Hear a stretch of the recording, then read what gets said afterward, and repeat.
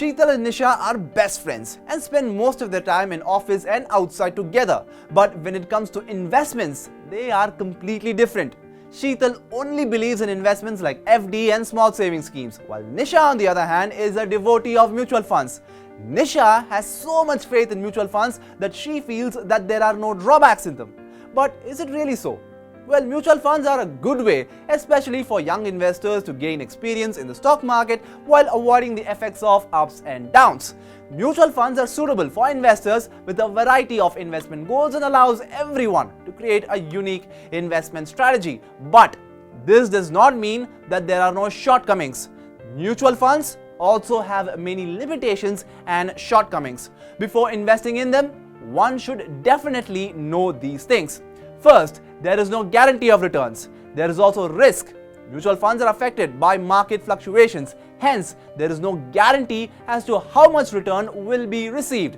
The net asset values of equity mutual funds keeps changing constantly as the prices of shares in the fund change. Therefore, mutual fund investors should understand that there is a market risk in their investments as well. To minimize this overall risk of investing in mutual funds, it is better that you invest in a leading and well-diversified equity fund. That falls, of course, in the low-risk category. Not only this, one way is that you can invest in hybrid mutual funds instead of equity funds because they have lower risk. The second is the fees and costs. Mutual fund investors get very good returns, but they also have to pay a huge fee for this. And due to this, the average return of their fund reduces over a period of time. Now, whether the fund is performing well or poorly, you still have to pay this fee. When a fund is not profitable, it means that the investor incurs losses instead of returns due to these fees. So, before investing in any fund, you should compare the fee of different funds. The third is the problem of overlapping of shares. Overlapping here means that you have invested in many funds which have the same shares. These are funds which have invested in the same 5 to 10 stocks, and when these stocks fall, the returns of all these schemes also fall. Therefore, instead of focusing on just one industry, one should invest in mixed type funds which focuses on different sectors. The fourth is the lack of clarity. Many a times it is not clear what the objective of a mutual fund is. In many cases, the marketing of the fund is misleading. The very name of the mutual fund scheme is an attempt to lure potential investors.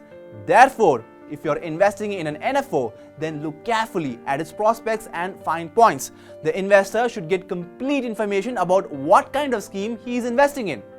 Madhuban FinFest founder Deepak Gagrani says that the investors should ensure that the tenure of a fund matches the actual tenure of their own investments. And adding to that, he says that investors should focus on getting the information they need about the fund and planning an investment path as per their financial goals. Mutual funds can be a great way to invest your savings in the capital market, but keep in mind that they also have shortcomings. Invest in funds or themes that are expected to outperform based on emerging macro or other specific trends in the economy. And along with this, keep the target for returns practical.